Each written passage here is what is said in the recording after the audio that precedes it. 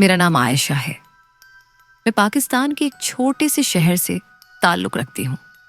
हमारी ज़िंदगी सादा थी, लेकिन दिलों में सुकून था। अम्मा, अब्बा, 2 छोटे भाई और मैं, बस इतना सा हमारा जहान था। सब कुछ उस वक्त बदल गया जब मेरे अब्बा ने फैसला किया कि हम सबको ईरान जाना होगा।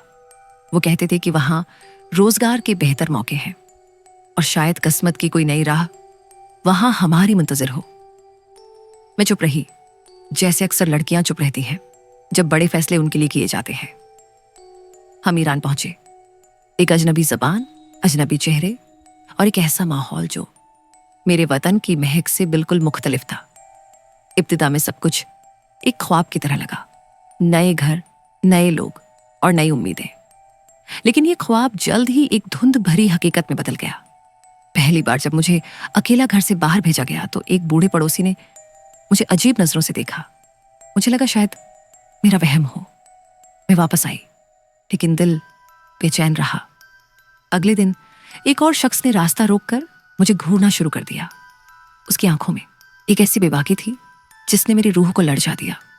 मैंने अम्मा को बताया, लेकिन वो परेशान होकर कहने लगी, हम यहाँ मेहमान हैं, जबान बंद रखो, कहीं मसला ना खड़ा हो जाए। अब्बा ने सुना तो वो खामोश रहे, जैसे कुछ सुनना ही ना चाहते हो। उसके बाद तो जैसे ये सब मामूल बन गया। रोजाना कभी कोई हाथ छू लेता, कभी कोई जुमला ऐसा बोलता जो कानों में झर घोल देता। मैंने खुद को बंद कर लिया, बोलना छोड़ दिया। हंसना, ख्वाब देखना सब कुछ छिन गया। मैं एक जिस्म थी जो रोज तजलील का निशाना बनता रहा, लेकिन आवाज नहीं थी।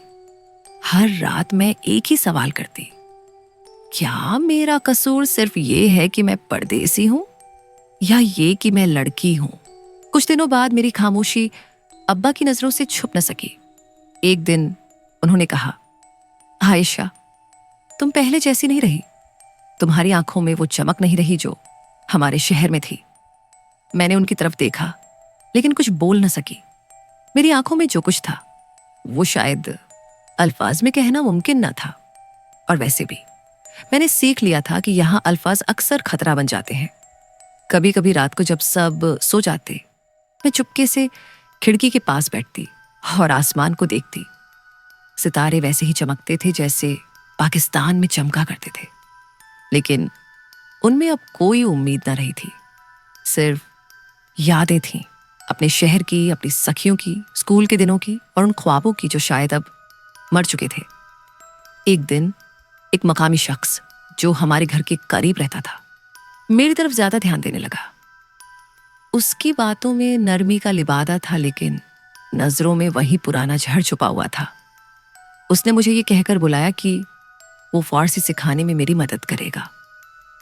अब्बा ने खुशी खुशी इजाजत दे दी, क्योंकि वो चाहते थे कि मैं मकामी जबान सीखूं।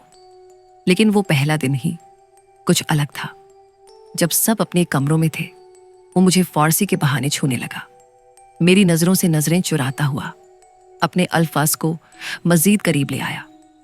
मेरा दिल जोर जोर से धड़कने लगा और मैंने फौरन वहां से निकलने की कोशिश की, लेकिन उसने मेरा रास्ता रोक लिया। मैं कांप रही थी। एक लम्हे के लिए लगा कि मेरी आवाज जैसे कहीं गुम हो चुकी है। वो बोला, डरो नहीं, तुम अकेली हो, यहां तुम्हारी फरियाद सुनने वाला कोई नहीं। ये जुमला मेरे अंदर झर बनकर फैल गया। उस दिन के बाद मैंने फैसला किया कि अब और खामोश नहीं रहूंगी। लेकिन बोलूंगी किससे? कौन सुनेगा एक अजनबी लड़की की सच्चाई? यहां मेरे अपने भी मेरा दर्द सुनने से डरते हैं। अब मैं रोज अपनी डायरी में वो सब कुछ लिखती हूं जो मैं किसी से कह नहीं सकती। हर लफ्ज में मेरी सिसकियां छुपी होती हैं, हर सतर में मेरी चीख जो मेरे कमरे की दीवारों से टकराकर लौट आती है। एक रात मेरी डायरी अब्बा के हाथ लग गई। वो शायद मेरे कमरे में कुछ ढूंढने आए थे, या शायद कोई इत्तेफाक था, लेकिन जो कुछ उन्होंने पढ़ा वो उनके चेहरे पर खामोश हैरत और शर्मिंदगी की सूरत में उभर आया। उस रात अब्बा ने मुझे बुलाया, कमरे का दरवाजा बंद किया और नरम लहजे में कहा, ये सब कब से हो रहा है आयशा? मैं खामोश रही। शायद इसलिए नहीं कि मेरे पास कहने को कुछ न था, बल्कि इसलिए कि अब्बा की आंखों में जो दुख था वो मेरे हर लफ्ज से ज्यादा गहरा था। हम तुम्हें यहां बेहतर जिंदगी देने लाए थे। उन्होंने सर झुका लिया, जैसे उनके ख्वाबों का बोझ उनके कंधों पर टूट पड़ा हो। मैंने पहली बार हिम्मत करके उनसे कहा, अब्बा, यहां सब कुछ नया है, लेकिन इस अजनबीपन में मैं कहीं गुम हो गई हूं। यहां औरत की जबान बंद होनी चाहिए, उसके कदम आहिस्ता होने चाहिए और उसकी सांसें भी जैसे किसी की मर्जी से चलती हैं। अब्बा खामोशी से सुनते रहे और फिर उन्होंने वादा किया कि वो कुछ करेंगे, कि वो मुझे महफूज रखेंगे। लेकिन उनकी आंखों में खौफ था, शायद इस समाज से, शायद जबान और कानून की दीवारों से, या शायद खुद अपनी बेबसी से। कुछ दिन गुजरे, माहौल थोड़ा बदला जरूर, लेकिन अंदर का खौफ अब भी वही था। गली से गुजरते वक्त मेरे कदम खुद अब खुद सुस्त हो जाते। राह चलते मर्दों की नजरें अब भी सवाल बनकर मेरी सांसों का ताक़ुब करती थीं। उनकी आंखों में कोई शर्म नहीं थी, बस एक बेरहम तजस्सुस था। एक दिन मैं बाजार गई अम्मा के साथ। रास्ते में एक नौजवान मेरे करीब आया और खामोशी से एक कागज मेरी चादर के नीचे रख दिया। मैं घबरा गई, फौरन अम्मा की तरफ देखा, लेकिन वो सब्जियों के दाम चुकने में मशगूल थी। घर आकर जब वो कागज खोला तो उस पर फारसी में लिखा था, तुम रोज यहां से गुजरती हो, हम जानते हैं कि तुम कौन हो, तुम्हारी खामोशी हमारी ताकत है। मेरे हाथ कांपने लगे। अब मैं रोज शाम को दरवाजा बंद करके रोती हूं, बगैर आवाज के, जैसे यहां हर आवाज सजा बन सकती हो। कागज के इस टुकड़े के बाद मेरा दिल जैसे हर लम्हा धड़कने की बजाय लर्जने लगा था। मैंने कुछ दिनों तक घर से निकलना बंद कर दिया। अम्मा को बुखार हो गया, लेकिन मैं उनके साथ दवा लेने तक न जा सकी। मैं बस अपने कमरे में सिमटी रही, जैसे चार दीवारी ही मेरी पनाह हो। अब्बा ने देखा कि मैं दोबारा वही खामोश मुजस्समा बन चुकी हूं, तो उन्होंने फैसला किया कि हमें यहां से निकल जाना चाहिए। उन्होंने कहा, यह जगह तुम्हारे लिए नहीं है आयशा, और शायद हमारे लिए भी नहीं, लेकिन यहां से जाना अब इतना आसान न था। हमारे कागजात, रहाइश, रोजगार, सब कुछ ईरान से जुड़ा था, और सबसे बढ़कर हमें किसी ने अपने काबू में ले रखा था, खामोशी के जरिए। फिर एक दिन मैंने हिम्मत की। मैं मकामी एक फलाही तंजीम के दफ्तर गई जो पनाह गुज़ीन खवातीन की मदद करती थी। वो एक छोटा सा कमरा था, लेकिन वहां मौजूद एक फारसी बोलने वाली खातून ने मेरी आंखों को देखकर पहचान लिया कि मैं अंदर से टूट चुकी हूं। उसने कहा, तुम कुछ कहना चाहती हो।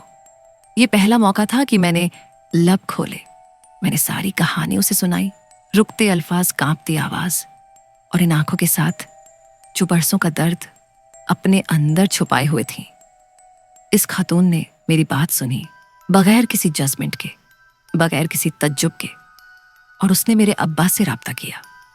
उन्होंने हमें कानूनी मशवरा दिया, मदद का वादा किया और बताया कि ऐसे मामलात में खामोशी जुर्म बन जाती है। कई हफ्ते लगे, लेकिन आखिरकार वो दिन आया जब हमें कानूनी तहफ़्फ़ुज़ मिला। हमें एक महफूज पनाहगाह मिली और मैंने पहली बार दोबारा सांस ली। ऐसी सांस जो सिर्फ जिस्म के लिए नहीं, रूह के लिए भी थी। अब मैं ईरान में ही एक इदारे के साथ काम कर रही हूं जो मुहाजिर लड़कियों की आवाज बनता है। मैं उन्हें बताती हूं कि खामोशी दुश्मन है और सच्चाई ताकत। अब मेरी डायरी में सिसकियां नहीं होती, अब वहां अल्फाज उम्मीद के होते हैं, हौसले के, रोशनी के।